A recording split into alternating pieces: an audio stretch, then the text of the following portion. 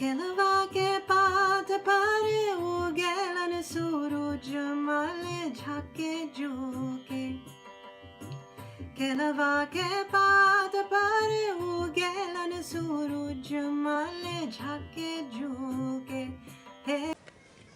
जय सिया राम।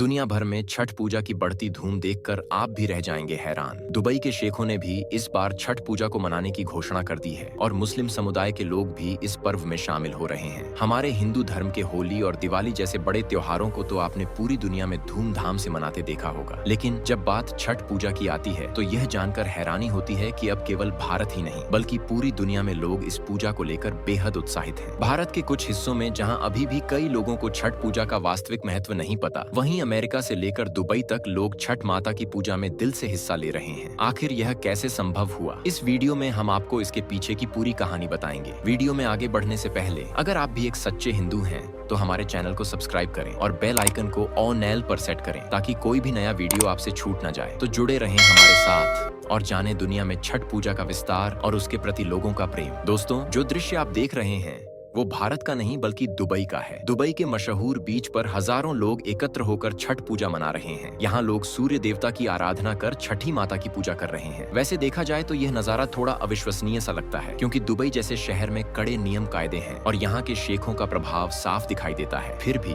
यहाँ हिंदू धर्म ने अपनी पहचान बनानी शुरू कर दी है। कुछ ही समय पहले दुबई में बड़े हर्षोल्लास के साथ दिवाली का पर्व मनाया गया, पर जब छठ पूजा की बात आई तो किसी ने नहीं सोचा था कि इतनी बड़ी संख्या में लोग इस पूजा में शामिल होंगे। भारतीय पारंपरिक वेशभूषा में सजे लोग छठ पूजा का आनंद ले रहे हैं और ये तो सिर्फ दुबई के एक बीच की कहानी है। छठ पूजा के दौरान दुबई के कई अन्य समुद्र तट भी इसी तरह भक्तों से भरे होते हैं। दोस्तों, ये सिर्फ दुबई की बात नहीं है। हम भारतीय जहाँ भी होते हैं अपने त्योहार मनाने में कभी पीछे नहीं रहते। चाहे लंदन हो या अमेरिका, भारतीय महिलाएं वहाँ भी पूरे विधि विधान से छठ पूजा मनाती हैं और इस पर्व का आनंद उठाती हैं। भारतीय होने के नाते ये हमारे लिए गर्व की बात है, लेकिन खास बात तब होती है जब कोई विदेशी भी छठ पूजा का महत्व समझने और सराहने लगता है। इस वीडियो में आप देख सकते हैं कि एक अमेरिकी नागरिक क्रिस्टीन छठ पूजा और इसके गीतों से कितनी गहराई से प्रभावित हुई। उन्होंने न सिर्फ इस गीत को सुना बल्कि उसे बहुत खूबसूरत तरीके से गाया भी। जब आप उनका गीत सुनेंगे तो शायद आपको यकीन न हो कि एक विदेशी महिला छठ पूजा का गीत गा रही है। क्रिस्टीन ने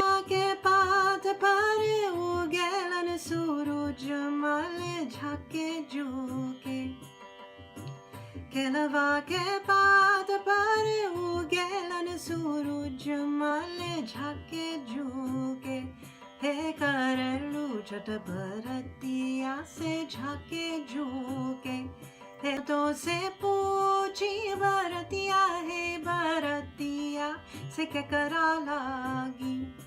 क्रिस्टीन ने फ्लोरिडा के Pandit Jasraj school of music से संगीत की शिक्षा ली है। हिंदी गानों में उनकी हमेशा से रुचि रही है, लेकिन जब उनकी एक फेसबुक मित्र ने उन्हें छठ पूजा के बारे में बताया तो वे बहुत उत्साहित हो गईं। उन्होंने अमेरिकन लोगों को भी छठ पूजा मनाते हुए देखा और इसके बाद उन्होंने भी इस त्योहार को अपनाया। आज वे छठ पूजा के गीत गाकर काफी वायरल हो चुकी हैं। दोस्तों, छठ पूजा को मनाने के अनेक तरीके और अनगिनत पहलू हैं जो हर किसी को चौंका सकते हैं। दुनिया के कोने कोने में जहाँ यह पर्व मनाया जा रहा है, वहीं भारत में मुसलमान भाई भी इस पूजा में शामिल हो रहे हैं। खासकर दिल्ली में, जहां छठ पूजा के लिए घाट बनाने का कार्य हिंदू नहीं बल्कि मुसलमान भाई करते हैं। घाट की सफाई से लेकर पूजा शुरू होने तक की सभी तैयारियां यही मुसलमान भाई पूरी करते हैं और जब छठ पूजा संपन्न होती है तो वे इस प्रसाद को भी प्रेम पूर्वक स्वीकार करते हैं और इसका आनंद लेते हैं। यह दृश्य दिखाता है कि भारत की विविधता में एकता किस तरह उभर कर आती है और हर धर्म एवं संस्कृति एक दूसरे के त्योहारों का सम्मान और हिस्सा बनती है। इन सब तथ्यों को देखने के बाद अब आपको यह समझ में आ गया होगा कि हमारे भारत में छठ पूजा का कितना महत्वपूर्ण स्थान है और कैसे भारतीय इसे पूरी दुनिया में फैलाने का प्रयास कर रहे हैं। लेकिन दुहक की बात यह है कि कई भारतीय ऐसे भी हैं जिन्हें छठ पूजा के बारे में जानकारी ही नहीं है। वे नहीं जानते कि इस महत्वपूर्ण पर्व को आखिर क्यों मनाया जाता है। उत्तर प्रदेश, बिहार और छत्तीसगढ़ जैसे राज्यों में छठ पूजा का बहुत बड़ा महत्व है और यह त्योहार उनके लिए होली और दिवाली से भी अधिक प्रिय है। हालांकि कुछ राज्यों में ऐसा भी है जहाँ छठ पूजा का आयोजन नहीं होता और लोग इस विशेष पर्व के बारे में नहीं जानते। आपको यह जानकर आश्चर्य होगा कि यह विश्व भर में प्रकृति पूजन का सबसे बड़ा पर्व है, जिसमें सूर्य देवता की पूजा की जाती है